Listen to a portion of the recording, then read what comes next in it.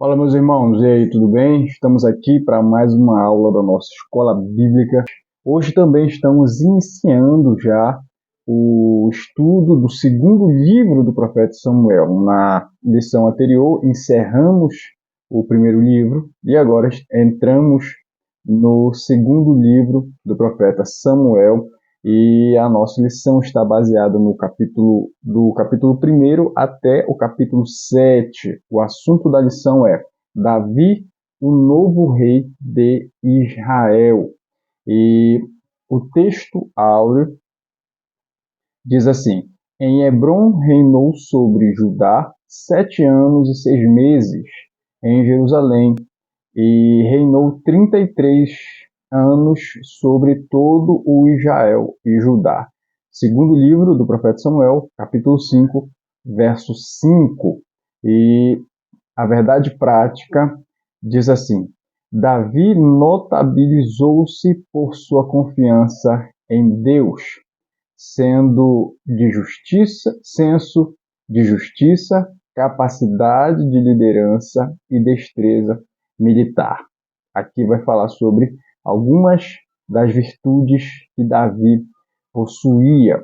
A nossa leitura bíblica, ela está no capítulo 5 e vai do verso 1 até o verso de número 12. É o que nós vamos ler juntos nesse momento.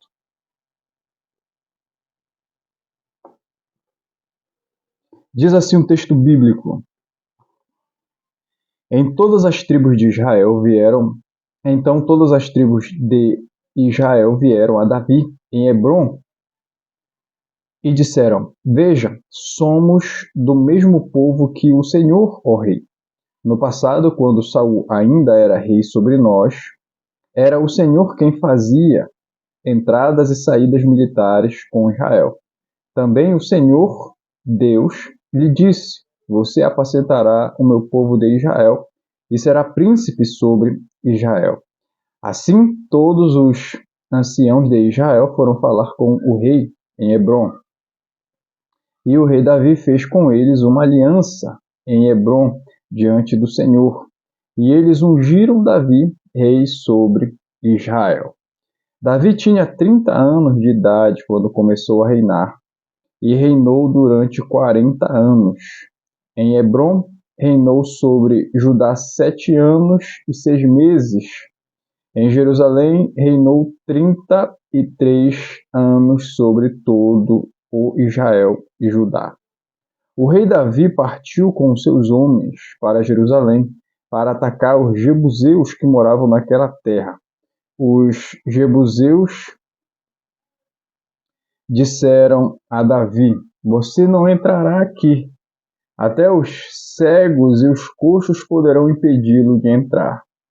Com isto queriam dizer: Davi não entrará neste lugar. Porém, Davi tomou a fortaleza de Sião, isto é, a cidade de Davi. E Davi, naquele dia, mandou dizer: Tudo o que está disposto a atacar os jebuseus, todo o que está disposto a atacar os jebuseus, suba pelo canal subterrâneo e ataque os cegos e os coxos, a quem a alma de Davi odeia.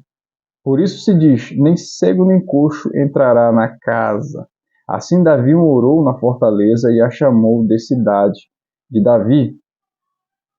Ele foi edificando ao redor deste Nilo e para dentro.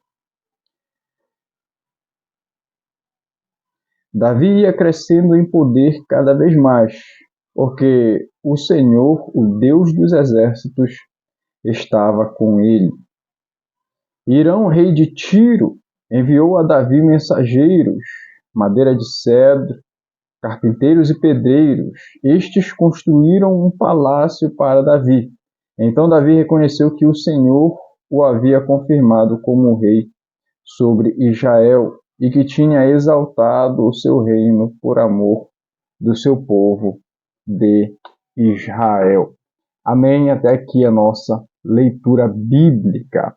E a nossa lição, ela tem também 3 objetivos. Você vai sair daqui precisa sair daqui, dessa lição, com esses 3 objetivos bem fixados na sua mente.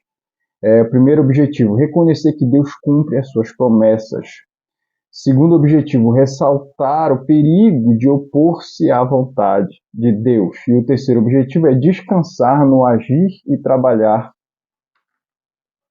de Deus. E também a nossa lição, ela tem 3 tópicos, tem 3 objetivos e também tem 3 tópicos.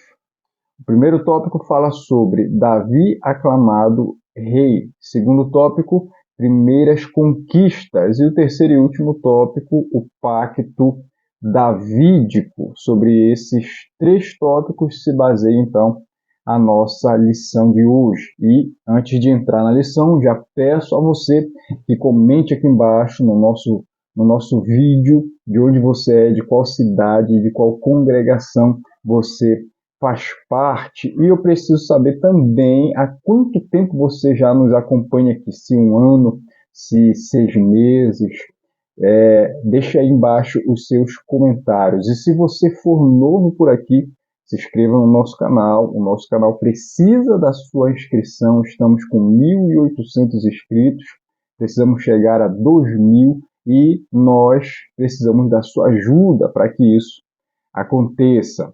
Se inscreva no nosso canal e deixe também o seu like aí para nos ajudar. Isso faz com que o YouTube entenda que esse vídeo é relevante e assim ele vai recomendar para mais e mais pessoas. Entrando na lição, vamos então falar sobre o reinado de Davi. Mas a introdução diz assim: a morte de Saul é a dobradiça que abre o livro de 2 Samuel.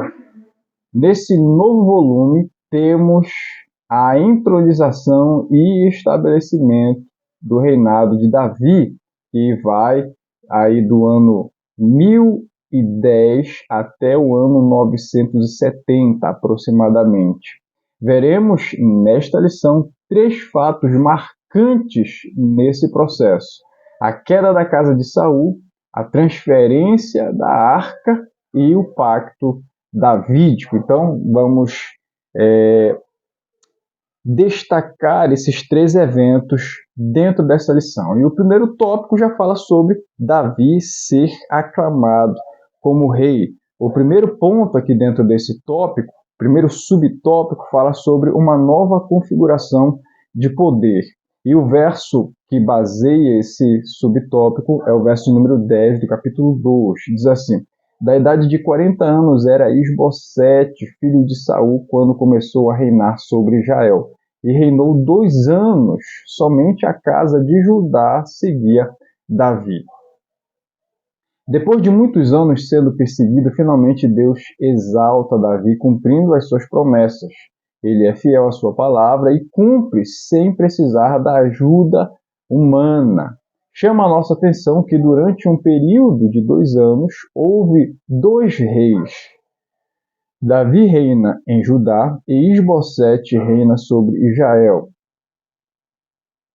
Então, apesar de confirmado como rei, Davi precisa continuar confiando que o Deus que começou a sua obra irá terminá-la. Então, aqui nós vemos ainda, nós percebemos ainda uma resistência com relação ao reinado de Davi. Isbossete, filho de Saul, ele tinha 40 anos, e Abner, o capitão do exército de Saul, ele é a pessoa que providencia ali a nomeação do filho de Saul como rei em Israel, sucessor de seu pai.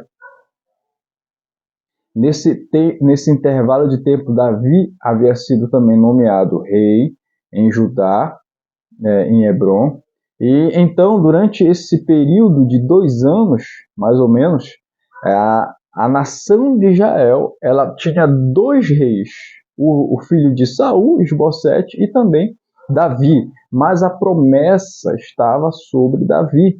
A vontade de Deus estava a favor de Davi. E isso fez com que, em questão de tempo, o rei que não era segundo a vontade de Deus, Isbossete, fosse destituído, e então Davi de fato passa a reinar de forma unificada, integralmente sobre toda a nação. E como é que isso acontece? É o que nós vamos ver aqui no segundo ponto. O reino não é conquistado pela força. Verso número 1 do capítulo 3. Durante muito tempo, a guerra entre a casa de Saul e a casa de Davi. Davi ia se fortalecendo, porém, a casa de Saul ia enfraquecendo. Davi não conquista o reino, Deus o entrega em suas mãos. Quem ele era? Um simples pastor de ovelhas, rejeitado até pela sua família. Mas Deus exalta quem quer e escolhe pessoas, mesmo não sendo elas favoritas em termos humanos.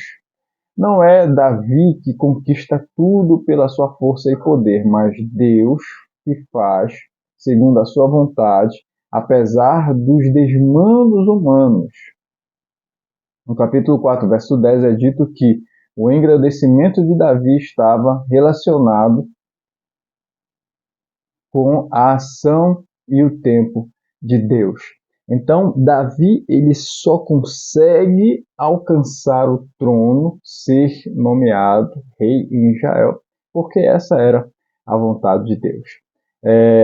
Passa-se anos desde a sua primeira consagração a rei, desde quando era um jovem garoto, até de fato, aos 30 anos, ele ser nomeado rei sobre Israel.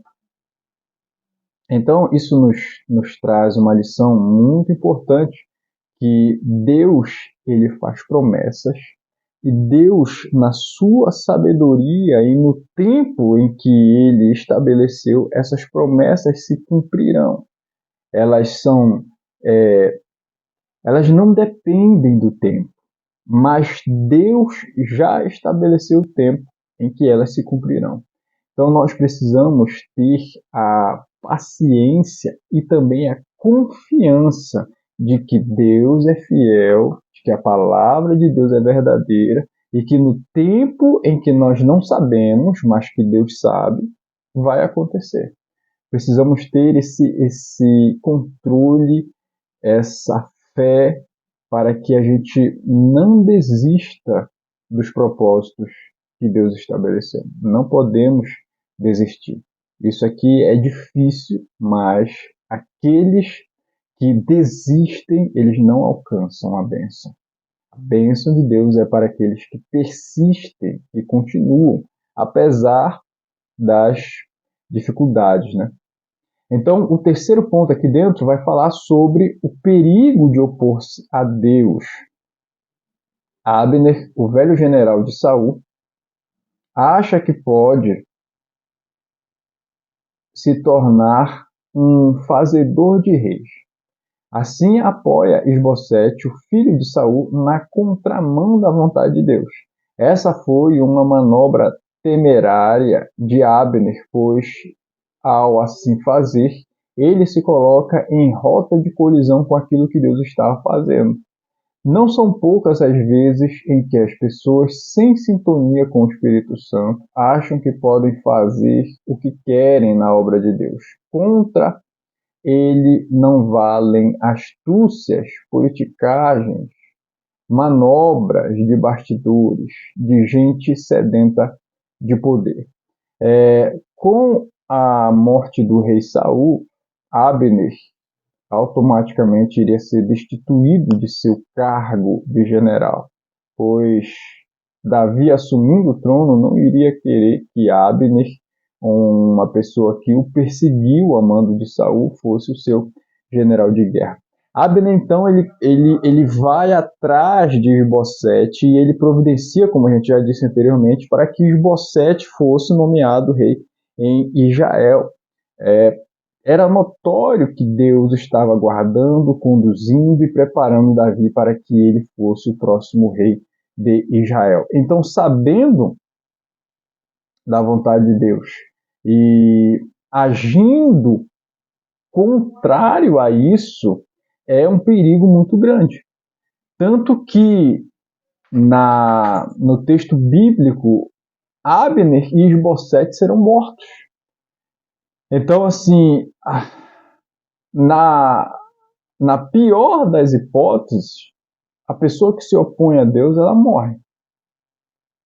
Então, nós precisamos ter o cuidado, porque talvez a intenção de Abner fosse boa, mas a falta de visão e o problema de não estar alinhado com os propósitos de Deus o levou à perdição, o levou à morte. Então, nós devemos estar atentos à vontade de Deus, ser sensíveis àquilo que Deus está agindo, àquilo que Deus está fazendo, ao trabalhar de Deus. É preciso muita falta de discernimento para a pessoa agir deliberadamente assim contra a vontade de Deus. Então, isso é muito grave, é algo sério e nós precisamos atentar a isso. Segundo tópico aqui vai falar sobre as primeiras conquistas de Davi. E o primeiro ponto é a conquista de Jerusalém. Jerusalém, então, será a primeira cidade que Davi vai conquistar após a sua nomeação a rei. E diz assim, dos grandes sucessos de Davi, um dos maiores foi a conquista de Jerusalém. É impossível exagerar a importância dessa cidade para os descendentes de Abraão. Ela significa muito mais do que Paris para os franceses e Buenos Aires para os argentinos ou Roma para a Itália. Seu nome inicial parece ter sido Salém, conforme Gênesis 14:18. A tradição rabínica diz que antes do nascimento de Abraão, Sete, um filho, Sem, filho de Noé, lhe dera esse nome os cananeus que ali habitavam, chamados de Jebuseus, tinham tanta confiança na força dos seus muros que possuíam até um ditado a respeito: cegos e aleijados bastarão para defender esta cidade. Então, essa cidade ela é uma cidade muito antiga, talvez uma das mais antigas do mundo, e ela traz consigo uma história e um significado muito grande. Desde o Gênesis, capítulo 14, como foi mencionado aqui, ela se chamava de Salém, que quer dizer paz, né? Também é uma transliteração do nome Shalom, onde significa também paz. Então, esta cidade ela foi a primeira conquista de Davi, uma cidade fortificada, de fato, uma grande fortaleza, ao ponto dos seus moradores terem esse ditado que cegos e aleijados bastam para defender essa cidade, visto que ela é uma cidade imponente, intransponível. E Davi, contra todas as probabilidades, ele conquista essa cidade e ela passa a ser então chamada de a cidade de Davi. Devemos entender que aqueles que possuem e que estão de acordo com a vontade de Deus, eles não há limites para as suas conquistas. Segundo ponto aqui dentro é a arca de Deus. Davi, então, ele tem discernimento e ele vai avançando. Primeiro, ele conquista a cidade de Jerusalém, tornando-se então essa cidade a capital da nação. E agora, no segundo ponto, ele entende que a capital da nação ela precisa da presença de Deus, que nesse contexto era simbolizado pela arca da aliança. Então é isso que Davi vai fazer agora. Segundo ponto do segundo tópico, a arca de Deus. A Arca da Aliança era uma caixa de madeira de acácia, um baú retangular revestido por dentro e por fora de ouro puro. Possuía 1,10 centímetros de comprimento e 70 centímetros de largura.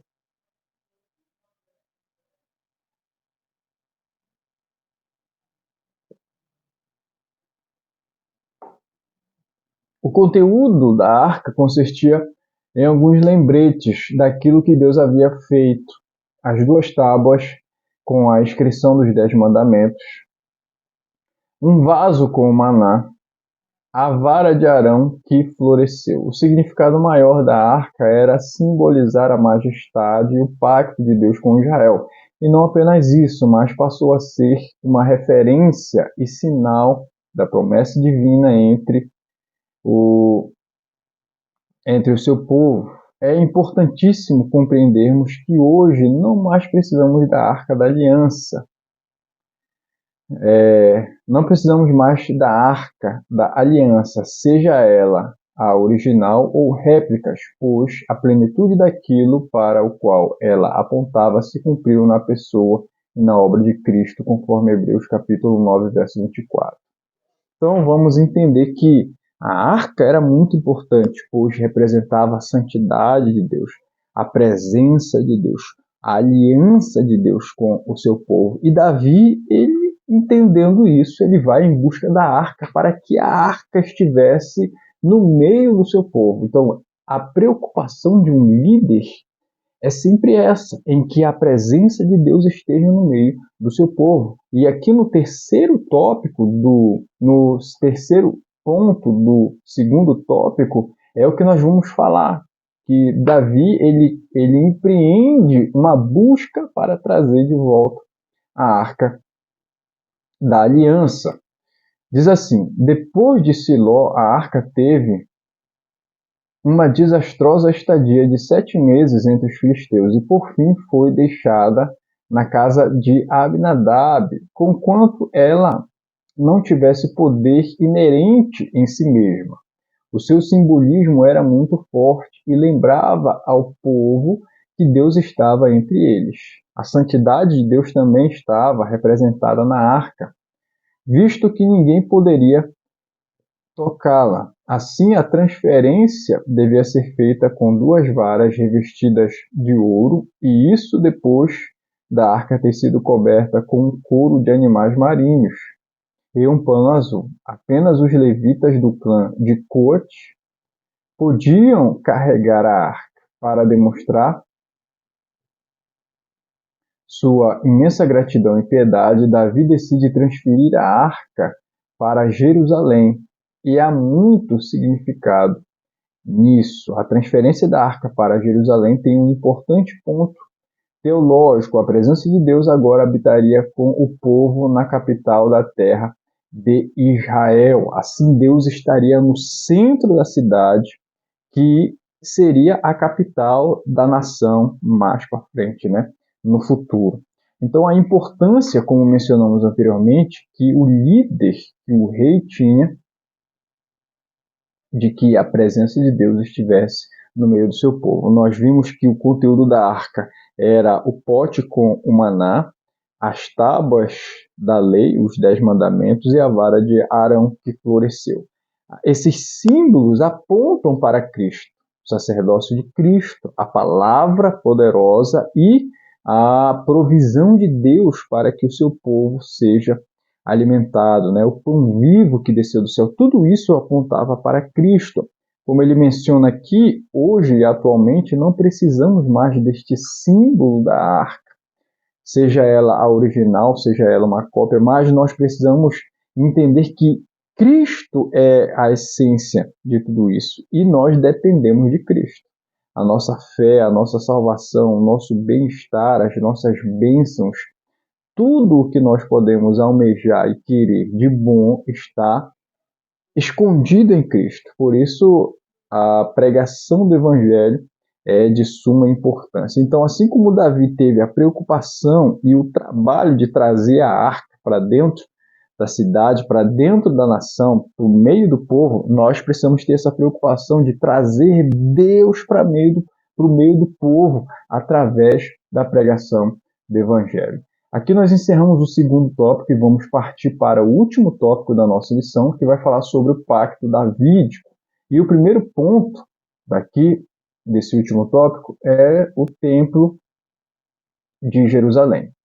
Parece-nos que, neste ponto, a história de Davi dá uma desacelerada. Ele já estava estabelecido como rei, era famoso, poderoso, e desfrutava agora de uma relativa paz. Tudo parece estável e Davi estava como que no topo do mundo.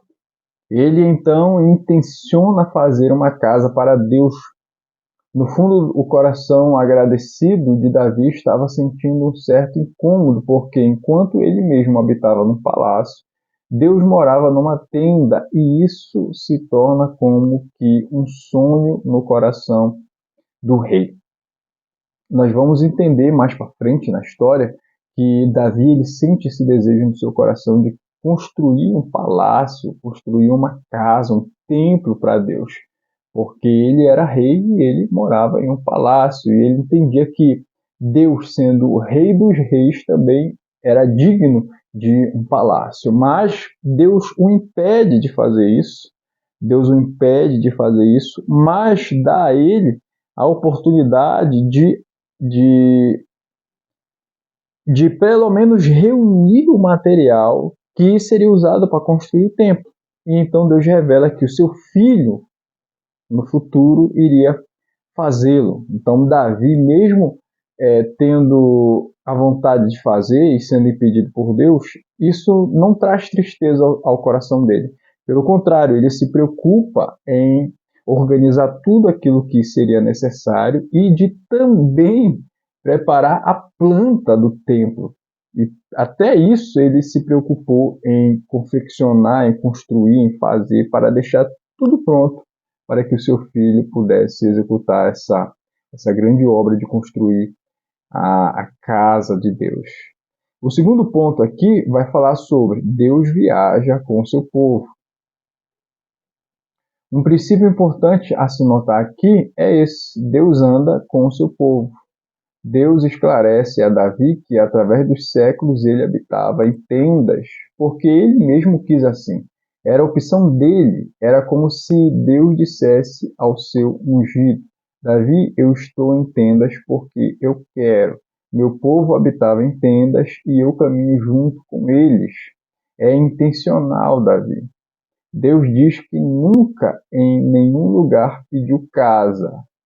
Ele é o Deus que viaja com seu povo, especialmente nos tempos difíceis. Então, o ato de Deus habitar em tenda, entre aspas, no tabernáculo, mostra que Deus estava presente com seu povo, que Deus ele está junto do seu povo, Deus se identifica com seu povo, porque na época em que esse formato de adoração foi estabelecido, o povo estava nômade no deserto, não tinha lugar fixo.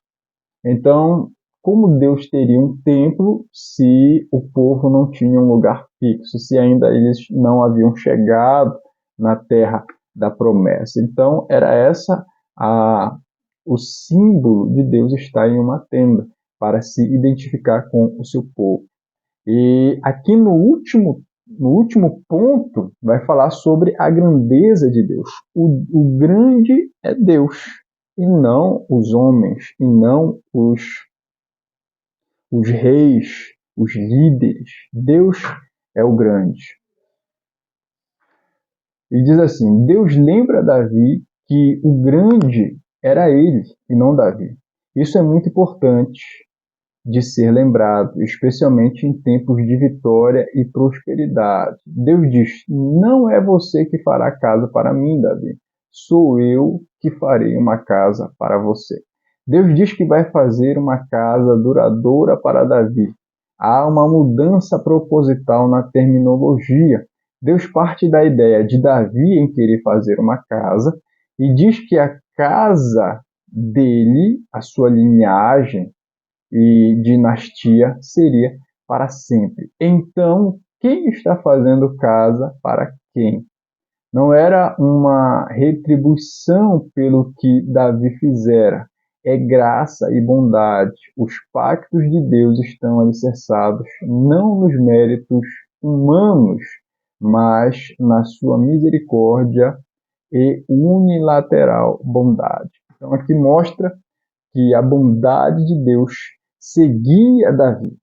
que a bondade de Deus estava derramada sobre Davi e que, assim como Davi tinha no seu coração o desejo de construir uma casa para Deus, Deus ele estabelece a casa de Davi, a descendência de Davi, como os que iriam perpetuar a dinastia, os sucessores ao trono da nação de Israel. Então, Jesus, como sendo filho de Davi, descendente de Davi, ele assume o trono para sempre, sendo então descendente de Davi e confirmando e cumprindo a promessa que Deus havia feito ao seu servo Davi. Então, nós precisamos crer que Deus ele é fiel em toda a sua palavra, que a palavra de Deus é a verdade, é a única verdade, e que em Cristo tudo se cumpre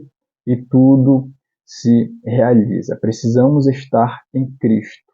Aqui nós encerramos a nossa lição. A aplicação pessoal diz assim: as promessas de Deus sempre se cumprem, mesmo quando parecem ter falhado. E agora eu convido você a responder aqui nos comentários o nosso questionário da lição. Primeira pergunta: segundo a lição, quantos são os pactos de Deus mencionados na Bíblia?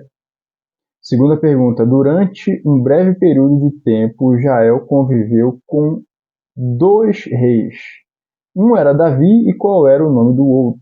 Terceira pergunta: por que Davi não conseguiu construir o tão sonhado templo para Deus? Deixe suas respostas aqui nos comentários. Muito obrigado por nos acompanhar até aqui. Que Deus abençoe sua vida, fique na paz e até a próxima.